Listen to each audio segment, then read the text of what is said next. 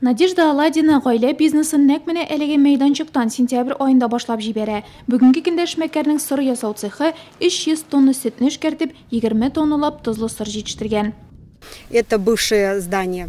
Бу сәнәгать мәйданчыгындагы төзелеш цехының элеккеге бинасы. Эш башлаучы эшмәкәрләр өчен оптималь вариант дип саныйм. Артык зур да түгел, инфраструктурасы да бар. Безгә монда косметик ремонт ясыйсы, җитештерүне үстерер өчен заманча технологик җиһазлар юнәтәсе кала.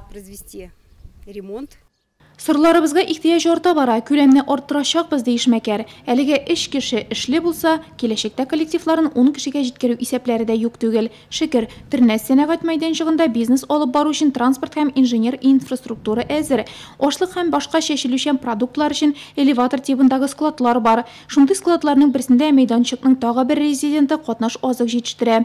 Үз котельнясы, йөк һәм җиңел машиналар өчен үлчәве, гаражлары, ашханәсе һәм кунакханәсе бар. Сейчас на данной площадке Хәзерге вакытта сәнәгать мәйданчыгында Аладдина һәм Понин кебек шәхси эшмәкәрләр бар. Әлегә инвесторлар икәү. Биредә эш урыннары күбрәк булсын иде. Пока 2 инвестора. Мәйданчыкта эшләргә теләүчеләргә җиһазлар алу һәм кредитлар процентларын түләүгә киткән чыгымнар өчен субсидия бирү каралган. Моннан тыш муниципалитет аренда түләвеннән азат итә. Сәнәгать мәйданчыклары кече һәм урта җитештерүне нәтиҗәле итү өчен шартлар тудыра.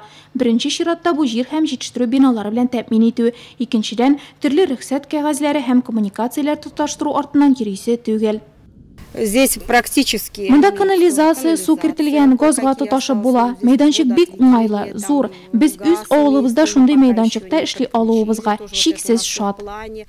Тернәс сәнәгать паркы кече һәм урта эшмәкәрлекне үстерү өчен отышлы шартлар булдыручы старт мәйданчыгы. Үз бизнесларын аннан башлап җибәргәннәр дә, аны уңышлы дәвам итәргә теләүчеләр дә моңа үзләре инанды.